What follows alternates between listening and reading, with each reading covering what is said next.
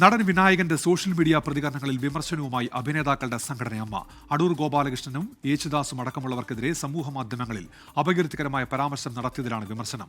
സംഘടനയുടെ ആദ്യ എക്സിക്യൂട്ടീവ് യോഗത്തിലാണ് വിഷയം ചർച്ചയായത്. ആദ്യ എക്സിക്യൂട്ടീവ് കമ്മിറ്റി യോഗത്തിലാണ് നടൻ വിനായകനെതിരെ വിമർശനം ഇപ്പോൾ താരസംഘടന രേഖപ്പെടുത്തിയിട്ടുള്ളത്.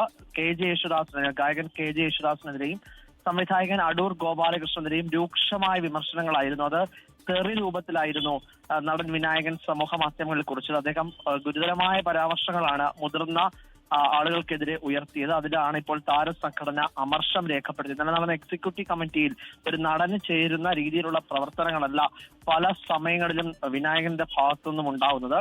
അത് നിയന്ത്രിക്കേണ്ടതുണ്ട്. അത് സംഘടനയിൽ തന്നെ ചർച്ച ചെയ്ത് അദ്ദേഹത്തെ വിളിച്ചു വരുത്തി നിയന്ത്രിക്കുവാനായിട്ടുള്ള ഇടപെടൽ നടത്തുമെന്നും ഭാരവാഹികൾ വ്യക്തമാക്കിയിട്ടുണ്ട്.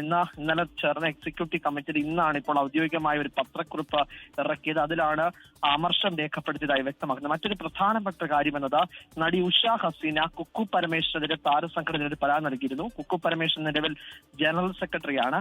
ഇത് വിശദമായി തന്നെ ഇന്നലെ നടന്ന എക്സിക്യൂട്ടീവ് യോഗത്തിൽ ചർച്ച ചെയ്തു. 5 അംഗ സമിതി രൂപീകരിച്ചിട്ടുണ്ട്. ഈ 5 അംഗ സമിതി കൃത്യമായി അന്വേഷിച്ച് 60 ദിവസത്തിനുള്ളിൽ റിപ്പോർട്ട് സമർപ്പിക്കണമെന്നതാണ് ഇപ്പോൾ വ്യക്തമാക്കിയിട്ടുള്ളത്.